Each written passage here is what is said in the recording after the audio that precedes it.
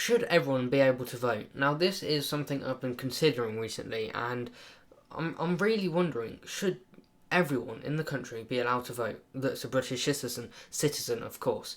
Now, I was thinking, the amount of uneducated people in this country about politics and the way that social media is now acting, in the sense that it's providing headlines for people, and the average person doesn't actually look at the data or the arguments being put forward or the further reading.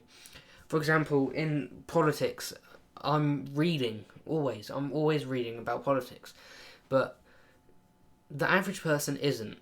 And whether you have a strong opinion or not, it doesn't matter, because at the end of the day, if you are a voter, then you have a responsibility to educate yourself on topics that relate to us as people.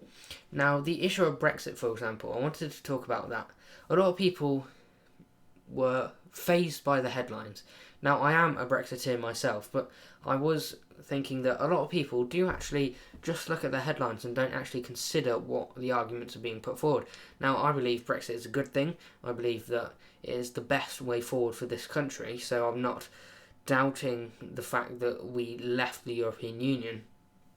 Instead, I'm doubting the education and the overall principles that the average citizen holds, because I want what's best for the country. Now, whether that be my opinion is right or wrong, whether some policy is right or wrong, I want the best for this country, the United Kingdom. And as the Scots would have you believe, they don't want a United Kingdom. Nicola Sturgeon and her SNPs want to absolutely destroy the Union because they want independence only to be governed by Europe. Makes sense, right? So I was considering, should we let everyone vote? Now, I'm not suggesting this should happen. I'm just proposing it as a question, because let's look at the pros of letting everyone vote. It increases the franchise. It increases the validity and legitimacy of the democracy we live in. It increases trust in our systems, you would think.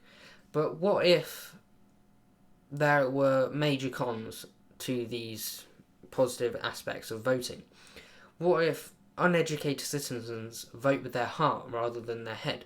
Now, I was having this conversation with someone recently, and I'm not going to mention their name, but they were very emotional in what they were doing. They were very emotional in arguing.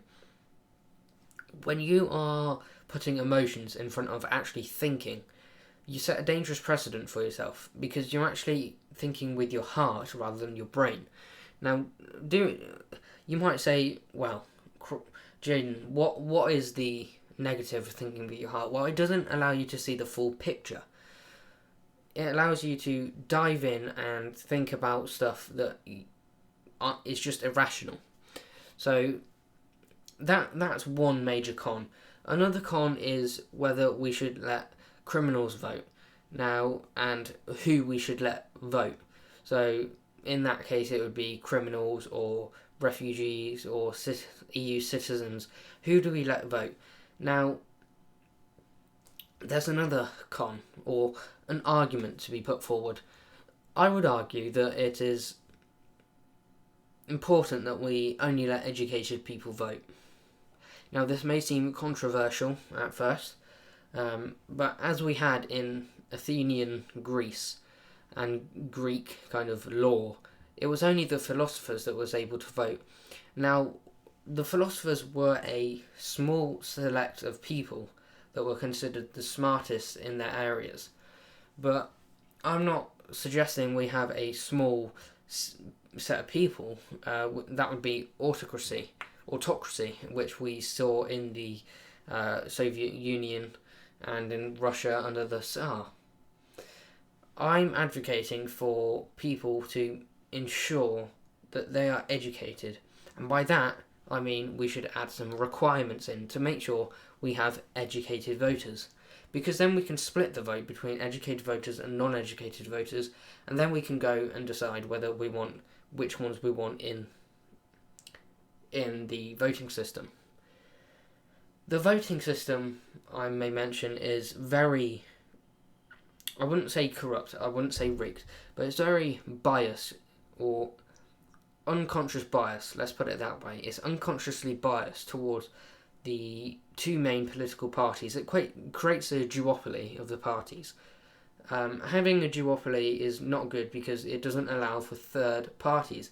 Now, you may argue that the Lib Dems and the coalition in 2010 was a good example of the democratic system working, but since then we haven't really had any rises to power. For example, take the Brexit Party, they had a minimal impact on British politics. Take UKIP, they only impacted in a European system of voting, which is quite ironic, and now they're failed. But I would consider introducing a new voting system. So that's been some thoughts for today's video. I hope you guys enjoyed. It was just me kind of rambling on some voting issues that I had. If you enjoyed, well done. I'm glad you enjoyed, and I'll see you in the next video. Goodbye.